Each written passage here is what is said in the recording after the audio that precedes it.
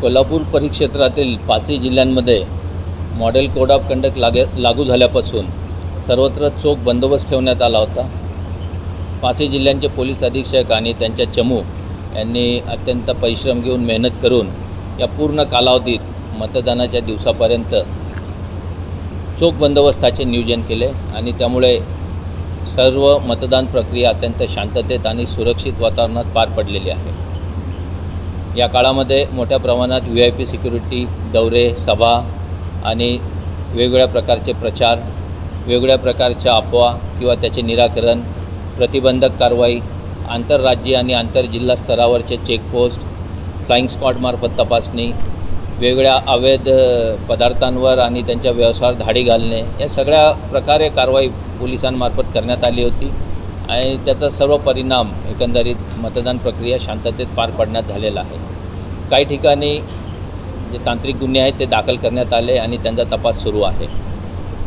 येणाऱ्या ज्या मतमोजणीचा जो दिवस आहे 4 तारखेला, त्यासाठी सर्व काउंटिंग सेंटर जिथे आहेत, ज्या ज्या जिल्ह्यांमध्ये आहेत, तिथचे SP आणि डिस्ट्रिक्ट इलेक्शन ऑफिसर यांनी नियोजन करून चोख बंदोबस्त ठेवलेला आहे।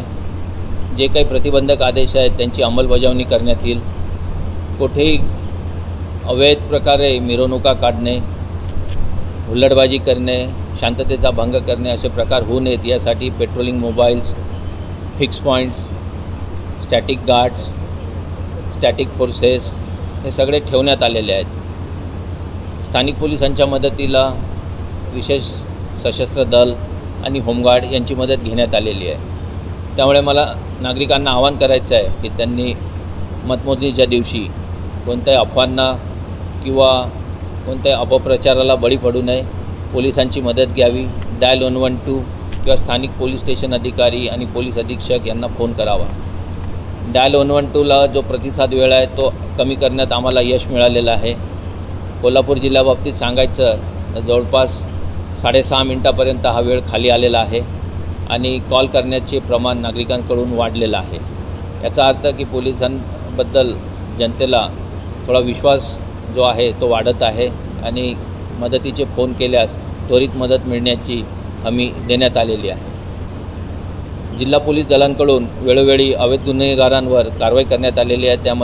त्यामध्ये हद्दपार, MPDA अंतर्गत स्थानबद्धता आणि महाराष्ट्र संघटित गुन्हेगारी नियंत्रण कायद्याअंतर्गत विविध टोळ्यांवर कारवाई, एकूण 7 प्रकरणांमध्ये मोका अंतर्गत कारवाई करून 61 गुन्हेगारांवर कारवाई पूर्ण झालेली आहे। दाखल आहेत मी सांगितल्याप्रमाणे या गुन्ह्यांचा तपास सुरू आहे। आरोपी निष्पन्न करून त्यांना अटक करणे आणि त्याच्यापुढे त्यांचा दोषारोप दाखल करणे ही प्रक्रिया करण्यात येईल। आपण सांगता त्या प्रकरणातही आरोपी निष्पन्न आहे आणि पुढील कारवाई करण्यात येईल। मिरवणुका आहे हा परवानगी अधीनचा विषय आहे आणि याबाबत डिस्ट्रिक्ट इलेक्शन ऑफिसर आणि SP हे निर्णय घेतील, अन्यथा सरसकट मिरवणुकीला परवानगी नाही। परिक्षेत्राअंतर्गत 5 जिल्ह्यांमध्ये कायदा सुव्यवस्था चांगल्या प्रकारे आहे, पूर्ण शांततेचं वातावरण आहे आणि 5 जिल्ह्यांमध्ये येणाऱ्या मतमोजणीच्या दिवशीचे बंदोबस्ताचे पूर्ण नियोजन करण्यात आलेलं आहे आणि चोख बंदोबस्त ठेवण्यात आलेला आहे।